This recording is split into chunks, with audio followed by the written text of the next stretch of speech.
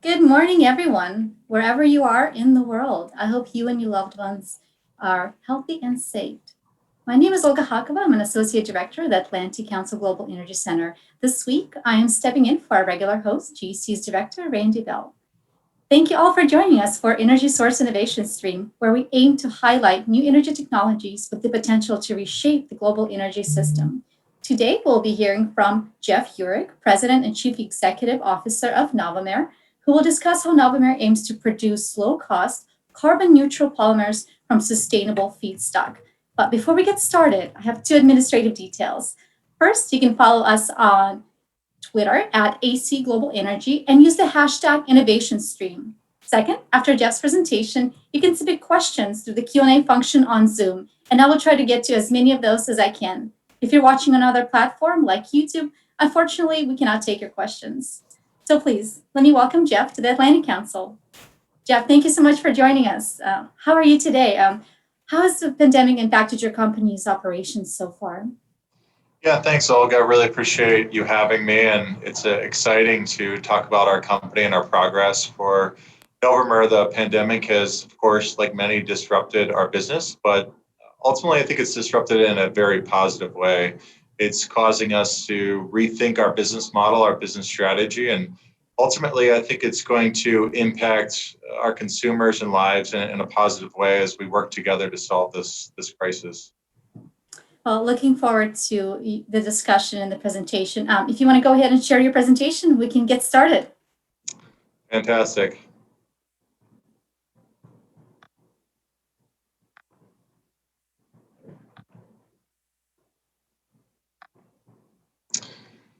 Again, thank you everyone for joining online. This is my first experience with this type of format, so really excited to present and share a little bit more about Novomer and our opportunity. A little bit on Novomer. We were originally founded in 2007 and early 2008 with a sustainability thesis. So what we're talking about today, we've been thinking about for a long time, and now we're ready to commercialize as we move this project and our technology forward. We've had many recent successes, most of which commercially or publicly has been our sale to Saudi Aramco of our polyol business back in 2016. And more recently, we've built a demonstration plant here in Rochester, New York, where we continue to develop compostable polymers for the market. A little bit on our technology platform on my left, hopefully your left as well. What you see is a pretty classic mechanism whereby our key feedstocks, ethylene oxide and carbon monoxide, undergo a catalytic cycle whereby we insert carbon monoxide into an ethylene oxide to form a unique monomer. That monomer can be used in a number of different applications, shown on the right, most of which I'll be talking about today is compostable polymers.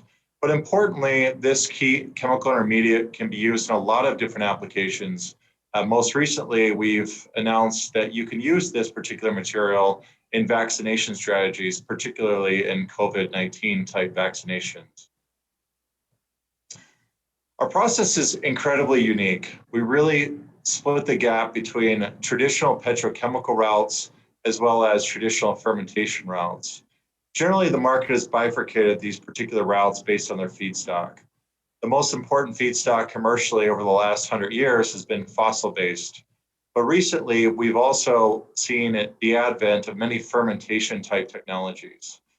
Our story is quite unique in that we use thermal catalysis or traditional petrochemical routes and combine that with renewable feedstocks.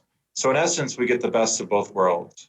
We can reduce climate change impact over our petrochemical brethren, but we can also reduce our cumulative energy demand over fermentation-based technologies. Often these technologies use lots of water and also use lots of heat and energy to drive up that water to form the end polymer. Here's a picture of our current demonstration plant in Rochester, New York, exhibiting the commercial viability of the process. Really what I want to talk to you today about is waste management.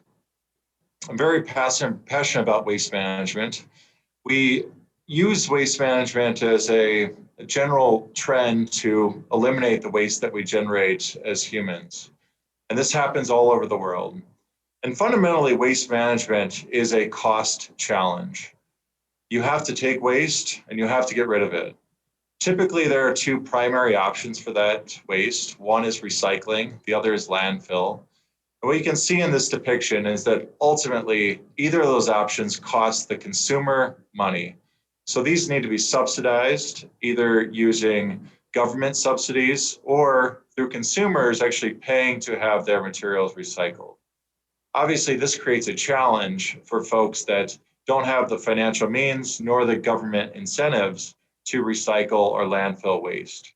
This causes a major issue with product leakage that often results in dumping, whereby it's much cheaper than these two options, which, as you can see, are negative economic value propositions. The second thing about waste management that's incredibly challenging is our complexity of recycling or managing waste. I took this graphic on the bottom left out of a standard issue, a recycling guide. As you can see, the font print is very, very small. This is for a consumer household. And it's very, very challenging to understand exactly what you're supposed to do with every piece of waste that you generate. This complexity causes what I call an intangible cost of complexity. So in other words, the consumer doesn't know what to do with the waste, and ultimately the waste ends up in landfills because of the complexity of managing that waste. The second cost is the actual tangible cost of complexity. So in order to sort materials, put them in the proper recycling bins, put them in the proper recycling locations, and ultimately getting it back to the virgin feedstock, whatever that is, uses additional cash or money for every layer of complexity built into the product. You can see here that simple things like aluminum cans are generally highly recyclable because they're not terribly complex to recycle, and thus the recycling rates are quite high. As that complexity increases and you move towards things like plastics, household appliances, microchips, etc., those costs become quite high. And what happens is the consumer generally chooses the landfill as well as the municipalities to dispose that waste. So in order to overcome these two complexities, we need to reduce the overall cost and the complexity of the product themselves. I want to present to you something that I've seen in many recent applications from the consumers and companies. It's called nudge theory, developed in part by Richard Thaler at the University of Chicago. And ultimately, nudge theory insinuates that consumers need to be provided the tools to address waste management. In other words, it's up to the corporations and the companies to deliver those tools. We also feel strongly that there's no singular solution to waste management. Instead, we should develop multiple tools that account for the regional and cultural differences. I often use an analogy of plastic waste to renewable electricity. You wouldn't put a solar farm in, let's say, the northern part of the northern hemisphere, just like you wouldn't put a wind farm in an area where the wind doesn't blow. The same for plastics. We should be using smart regional and cultural differences to accentuate the opportunity to use different plastics for different situations. Our belief is that compostable polymers provide one element of that solution. And especially when you deliver a low-cost solution with reduced post-consumption complexity, ultimately this will result in a substantive positive change to waste management. And we think it's our responsibility and corporations' responsibility to provide these tools. One anecdote of how this has worked quite successfully is in the UK, they used two different recycling bins, or two different waste bins. One was a large recycling bin. The second was a smaller bin for typical waste or trash. What they found was that by providing a bigger bin, the consumers were motivated to put more into the recycling bin, ultimately increasing recycling rates and changing consumer behavior. With that, our customer mission is really to execute on our plan to be the leading provider of low-cost, low-impact, compostable and recyclable polymers to address climate change.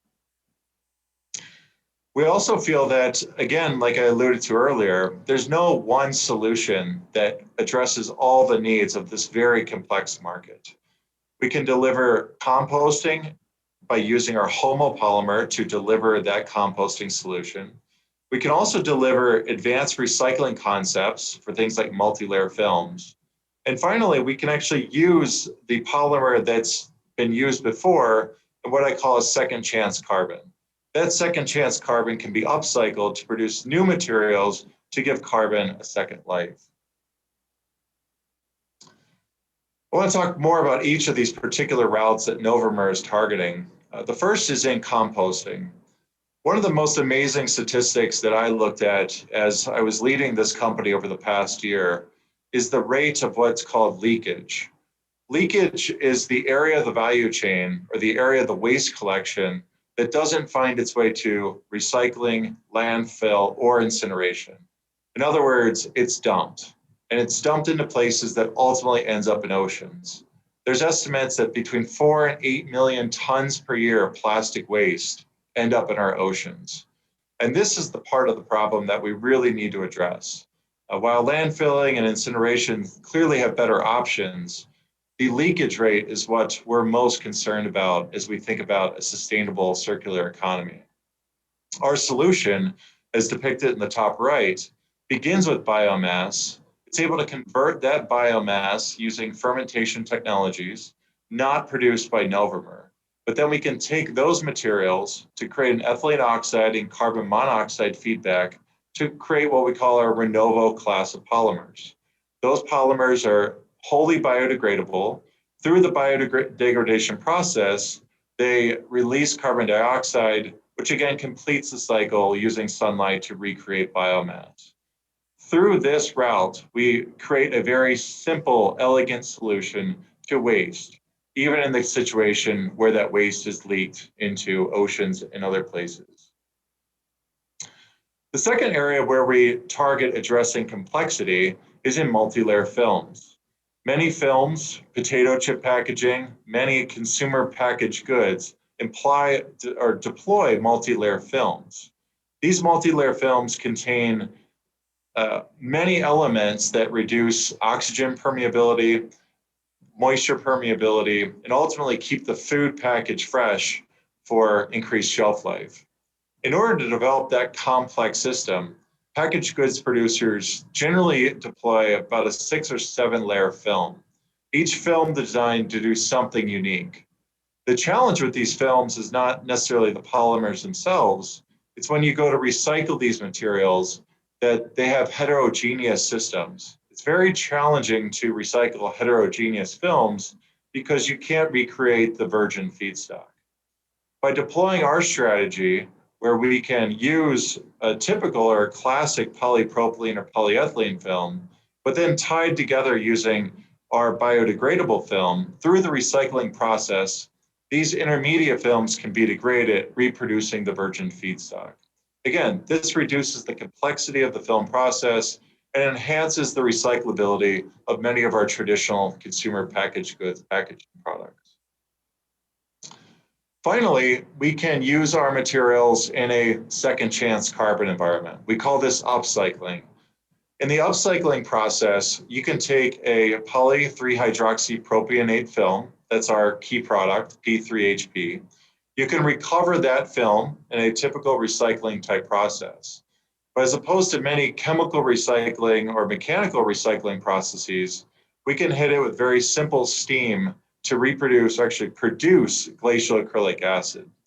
This acrylic acid goes into a number of household names and products, such as paints, diapers, and other sealants and adhesives. The impact from a climate change perspective is very impressive. Whereas a traditional two-step polypropylene or propylene oxidation process achieves carbon CO2 equivalents per kg of about 2.5, ours, through this upcycling process, can reduce carbon emissions and climate change impact by about 90%. Again, this provides a more sustainable climate change environment through the use of our second chance carbon. Finally, I think it's important that if you solve the cost equation, you also must solve the performance equation. We must do both to make it easier for the consumers, but still deliver performance to companies that want to use our products. One of the areas that we're again focused on is in the area of packaging. In order to have a great package, you have to have great toughness and great strength. Our Renovo class of materials exhibit tensile elongation at break similar to the benchmark of polypropylene. We exhibit between 400 and 800% at break, again, comparative to polypropylene. Versus another compostable polymer alternative, you can see that this is polylactic acid, we can exhibit much greater tensile elongation and toughness over the incumbent material. Another key advantage of our material is the oxygen permeability. You can see here in rough orders of magnitude, we're about 1 or 2 orders of magnitude higher than the benchmark. While we don't achieve the benchmark properties, it's still much advantaged over the existing PLA type process that tends to be more brittle and lacks the oxygen permeability performance.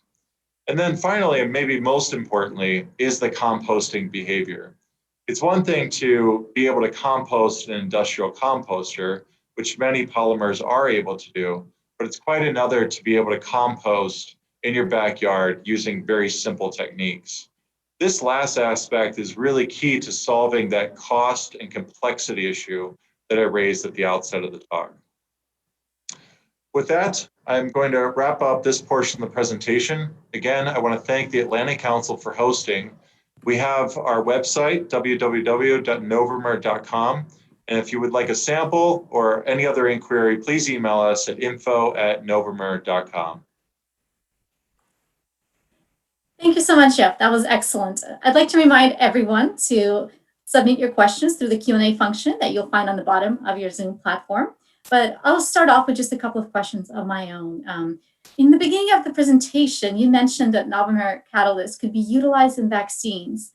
This is a very relevant conversation as the world races to develop successful COVID-19 vaccine. Could you tell us more about how the catalyst works in vaccines? Yeah, thank you. It's a very interesting question because there's so many horses in this proverbial race, and we're all trying to solve this very difficult global problem. And there's many different routes. Probably primarily there's 4 different targets or routes to make different vaccines. One of those is an inactivation strategy, whereby you take a live vaccine and then you inject an inactivating agent. We produce an inactivating agent called beta-propiolactone. When that reacts with messenger RNA within the virus, it effectively inactivates the virus, which allows you to inject that virus or that inactivated virus to build antibodies in the human. And we're very excited about that. We think we can make improvements on these inactivating agents through our chemistry. Thank you, Jeff. This next question is from the audience, and this is quite interesting too. Are you considering using polymers for 3D printing? Have you experimented with that with your product? Yeah, I definitely appreciate the question, and it's something in my previous company, Cirrus, we looked a lot at. There's multiple different techniques and strategies for 3D printing, many of which involve laser sintering or melting. One of the features of our or benefits of our polymer is that it has a somewhat low melt temperature. So it does make it somewhat easier to create better pixelation in 3D printing processes. We like to focus ourselves on the chemistry and then deliver these solutions or these polymers to the 3D printers to see if it behaves the way they'd like in the target application. In your presentation, you did mention that your product is cost competitive. We do have a question from the audience further trying to get some more details on that. What scale is needed to reach the optimal price for these polymers? And is the high fixed cost to produce these polymers, does that require widespread adoption? I guess I want to add one more thing to it in terms of how big is the market right now in terms of are companies going out and requesting and seeking these products out? Or do you need to do some educational efforts? Do you need to do more outreach? Or is the market already out there waiting for this product to come online? Yeah, it's a lot of questions baked into one there. I'll try to answer them in order. In terms of the cost position, there's a broad range of polymer costs, and generally it's based on performance. We view compostability as a performance feature. Broad strokes, we see that compostable polymers generally sell in the $3 to $5 per kilo range. Of course, in a low oil price environment, polypropylene, polyethylene sell in about $1 per kilo range. So you can see that there is a big benefit to the consumer, but at the same time, it does limit adoption. So while those compostable polymers have about 1 million tons per year production, the balance or the non-compostable polymers are about 350 million tons a year. So there's lots of room to grow in the compostable market as we lower the cost. And our target is sub $3 a kilo because we think that is going to drive a cost lower. And then, of course, through economies of scale, which I think was the viewer's question, we want to compete on large global scales. 100,000 tons is probably about the right size to create economies of scale. Now, along the way, we'll have to prove out our technology at different stages. And some of the largest companies in the world now are building 1 million or 2 million ton per year polyethylene, polypropylene facilities. So somewhere in that spectrum is where we want to target. I have a follow-up question on the recycling of your polymers. Does it require a proprietary process, or is it compatible with what's out there already with the existing processes? Yeah, I think like many of our technologies and strategies, we blend published patents, trade secrets, as well as what's known in the art. What we can share publicly is that this is a quite simple process. It takes heat and energy and steam, and because of the way the polymer is designed, it actually can undergo this hydrolysis or a reaction whereby it does break it up back to acrylic acid. Using something called thermolysis. The acrylic acid has a relatively low boiling point. So as part of that process, as the polymer breaks up, there's enough heat to vaporize the acrylic acid. We then recondense that, and then it can be sold back in more virgin form. So we have certainly trade secrets and patents to protect a portion of that process, but there's nothing unique potentially about the overall idea or concept. Another question on can this product be used in the cement packing sector in specific product uses? Is it strong enough? Are there any limitations? Well, I think in terms of cement packing, I guess I'm not sure what that exact question represents. Is that I think, and maybe this person can follow up. From what I understand, maybe as packaging, can this product be used in the packaging of it? And this, Amit, please go ahead and follow up if that's not right. If that's not what you're trying to ask. But I think that's what this person means. Sure. I mean, I think in terms of general packaging, we exhibit incredible toughness. There's quite a bit of strength, more so than more brittle polymer. We do have it is a semi-crystalline polymer, so it does demonstrate some overall toughness and strength. But ultimately, we continue to develop the homopolymer and copolymer properties to really tailor the polymer architectures to the specific application. Excellent. I do want to ask about what are your next steps with you had a successful pilot project. What are the plans for scaling this up to a commercial scale plant, and where are you at with that? What's the next step? Yeah, I've kind of grown up or been in this industry. Didn't say too much about my background, but I've been in and around this industry for the last 15 years.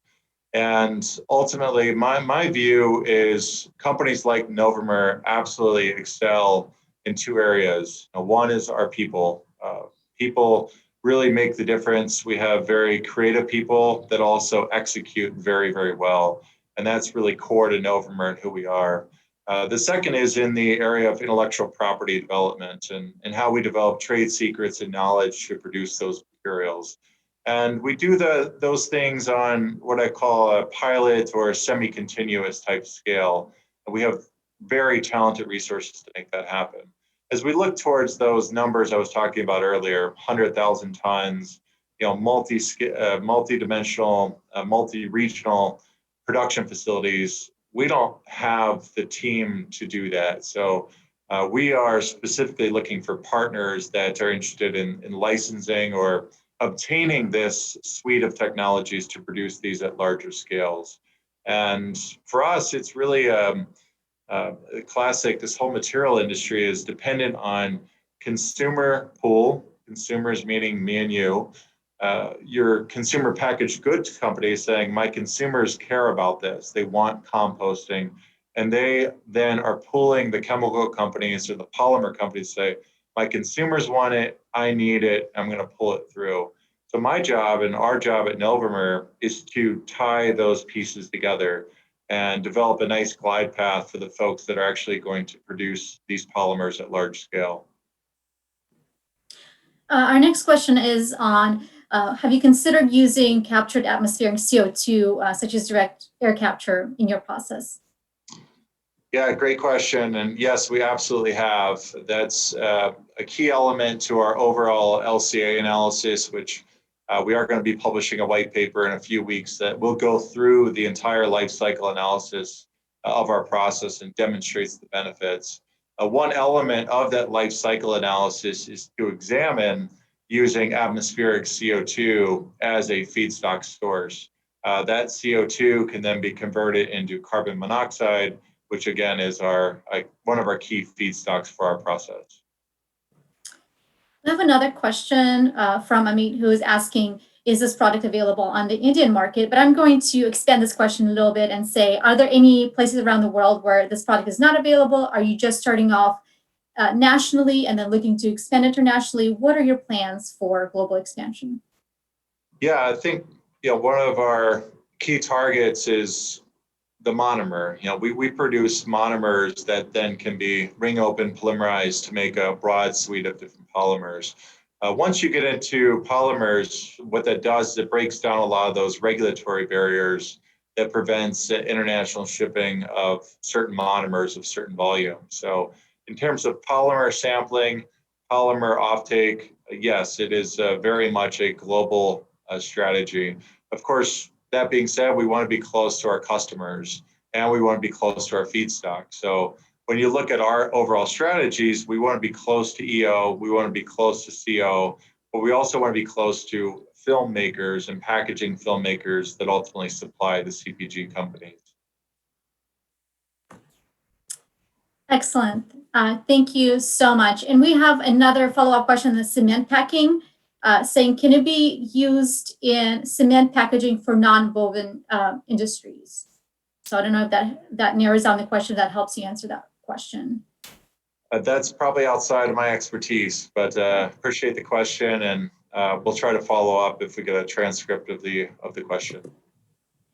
Excellent. I think for the final question, I want to come back to just talking about the supply chain currently for sustainable polymers production. Are there any policies, or what can be done to streamline that, to make it easier for companies and for customers to access that? And then to make it easier for you to put it on the market? Are there specific policies or specific regulations and things that could streamline that process? Yeah, it's a great question, and it's multifaceted. One of I think the key challenges in what I'll call the bio-based or the renewable aspect, especially in a market like this, we're addressing or attempting to address a 350 million ton per year market. It really ultimately comes down to feedstock agglomeration and how do you create enough scale at the feedstock side to drive down your overall cost.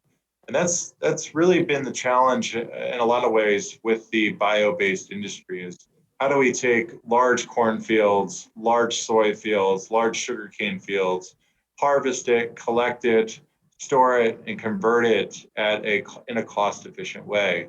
So to me, that's really the challenge of how do you do that efficiently. If you can solve that problem, once it's there, I think I had an old boss that said, rarely has he ever experienced a technology that doesn't work. The technologies work, the technologies are there. CRISPR is there. We're making advancements very, very rapidly. But in this material, when you're trying to solve a global climate crisis, you need to make massive changes in CO2. And it's difficult to do that if you can't consolidate feedstock and create scale. I think that's a wonderful point to end on. I'm afraid we are running out of time. Thank you, everyone, for tuning in, and especially Jeff for your engaging presentation. Please make sure to connect with Jeff on LinkedIn. This presentation will be available on the Atlantic Council website, YouTube, Facebook, and Twitter. Please share it with your colleagues. I'd like to thank Randy Bell, Lauren Holland, Mercedes Sapupo, and Roger Morales for making today's event happen. I hope you will join us for the next production of Innovation Stream on September 17th at 8:30 a.m. with Seth Gray, President and Chief Executive Officer for Nuclear Energy Innovator, Lightbridge Corporation. Also, please join us for an event on operational energy across the Atlantic, U.S. Military NATO Perspectives on September 15th at 3 p.m. I hope everyone has a great rest of the week. Stay safe, wear a mask, and we'll see you next time at EnergySource Innovation Stream. Thank you. Thanks, Jeff.